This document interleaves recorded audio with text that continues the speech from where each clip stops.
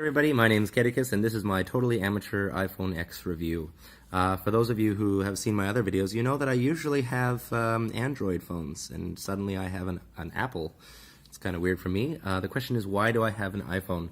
I just bought all this music hardware here, and it's not compatible with Android phones. There is an app on the iPhone store for it, so I got an iPhone X and got rid of my Galaxy Note 8. Ta-da!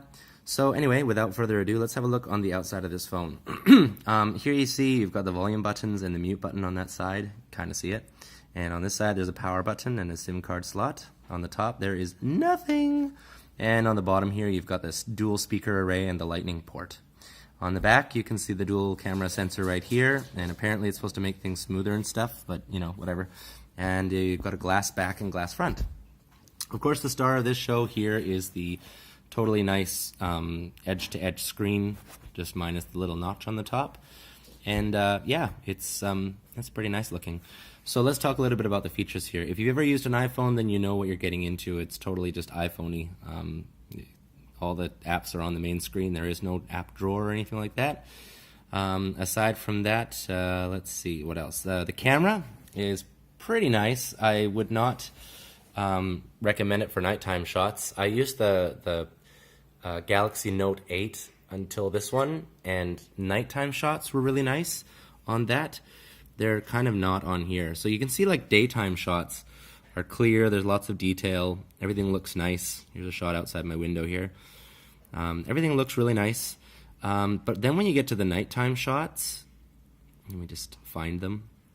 When you get to the nighttime shots, for some reason, they're really unclear, like they're very pixelated. And I'm not sure why. It's like not very dark in my apartment, but I guess dark enough. And you can see a lot of artifacting on here.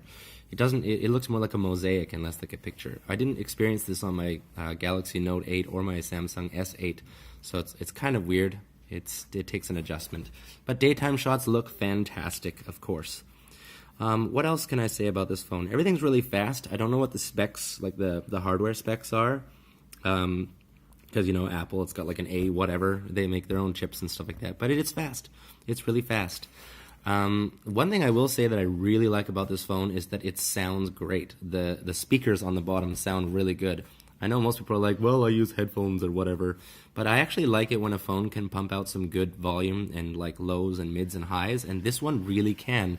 It was surprising. Let me give you a quick demo of the sound here. Find some music.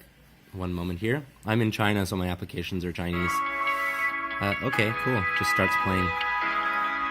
Stop. Yeah, so you can see it's pretty loud. I think it's at full blast right now.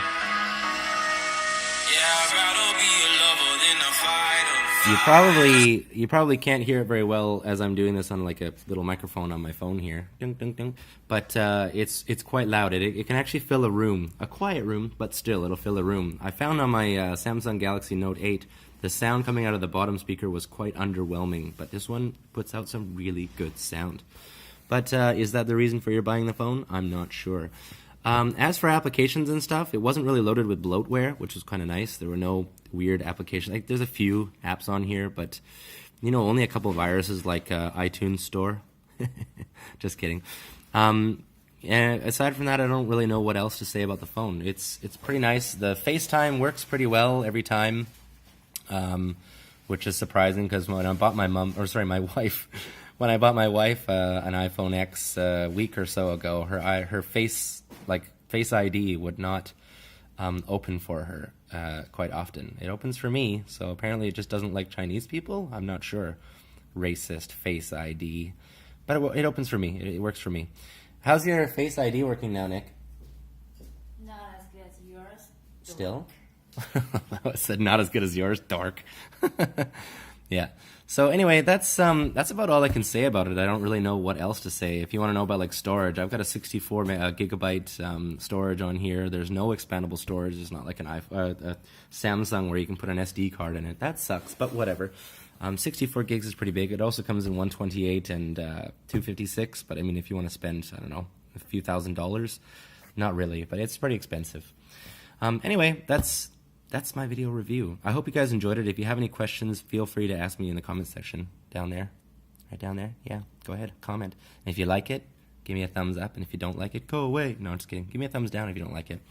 Aside from that, I will come back soon with a review of my rolly boards, all this stuff for making music using my iPhone. Anyway, thanks you guys. Thank you guys very much for watching, and I'll see you guys next time. All right, Katicus out. Goodbye.